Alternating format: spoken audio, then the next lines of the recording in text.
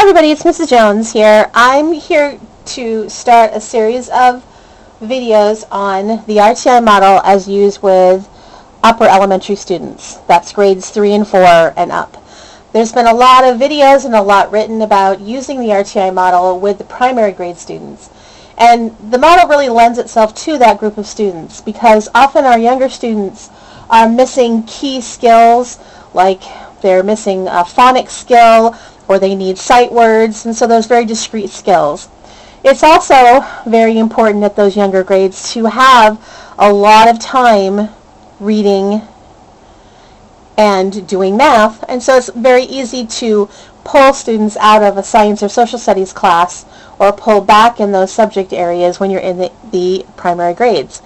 Unfortunately, when you get in the intermediate grades, you can no longer pull students away from science and social studies classes because it's in those classes that they're getting important background information.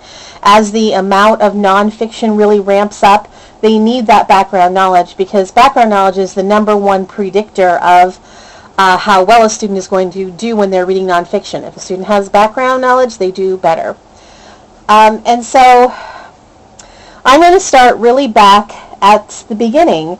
Before you can even think about doing an RtI model, you really have to have common standards-based assessments.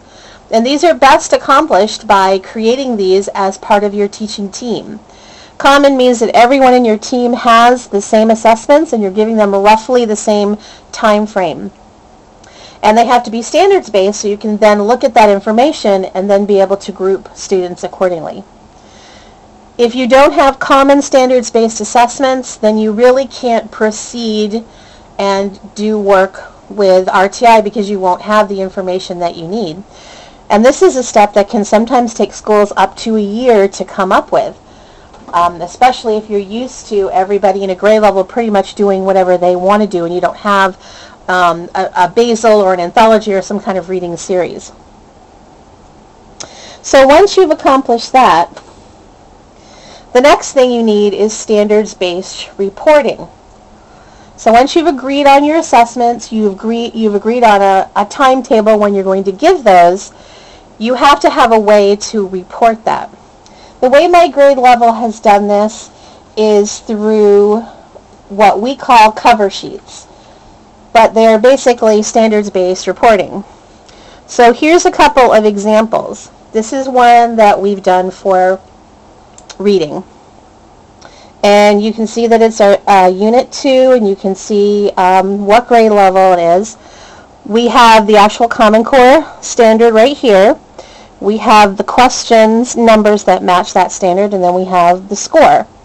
And what we do is we put this cover sheet on the cover of every assessment, and we circle the questions that the student got wrong. So we can very quickly see, if there's a lot of circled things in a section, then we know they really haven't mastered that skill or that standard.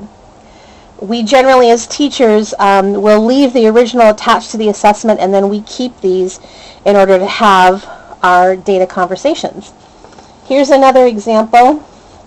This one is from math, and it looks very similar. We have the Common Core state standards here.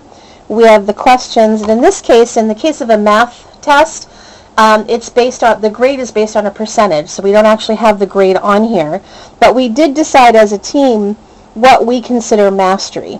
So for this particular standard, which is read and write multi-digit whole numbers using base 10 numerals, number names, and expanded form, that encompasses questions 1, 2, and 3. The total number of points for those that we've pre-assigned is 11 points. So a student who gets 9 to 11 points is considered to have mastered that standard. 5 to 8 is a partial mastery, and 0 to 4 is not mastered. And we have these written differently for different standards because it kind of depends on the questions. If we feel for example, that the questions were quite easy, we may assign a very high percentage of mastery.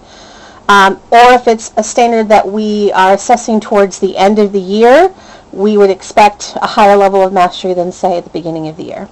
So that's an example of when I'm talking about student level standards-based reporting. Now, what does it mean to have a class level? And we've created something similar, which is right here. This is for the Unit 1 of Math, this is the student level. These are all of the standards. This is where, of course, where we put our student names. And basically for each one of these, we just put a Y, P, or N. Yes, mastered, partial mastery, not mastered. And then at the bottom, we put percentages. So what percentage of students were at mastery, what percentage were at partial mastery, and what percentage of students were not mastered. And this is where we get a chance to compare information class to class. We get help from each other. If we have a class that has a high level of mastery, then we know that that teacher probably did a very good job with those students, and they're really a resource person to go to.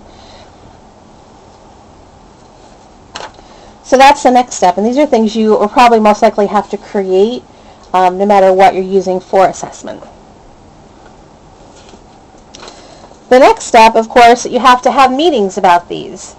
And at our grade level meetings, which we have about one a month, either reading or math, and there's two things that we talk about at our meetings. The first is what percent of the class has mastered the skill. And that's to help the individual teacher, because these skills, particularly in math, do come back around again. And then, of course, we talk about individual students and their mastery needs, and what common errors are they making, and, of course, how we can help them out with that. So again, sometimes this whole process can take up to a couple of years. This may take a year in and of itself, and just to practice the standards-based reporting and making sure that you're all doing the same sheets at the same time and you all understand what you're doing. And then initially, our grade level, this is all we did at first. We just talked about percentage of mastery, and we would talk about individual students, but this is before we had our RtI set up.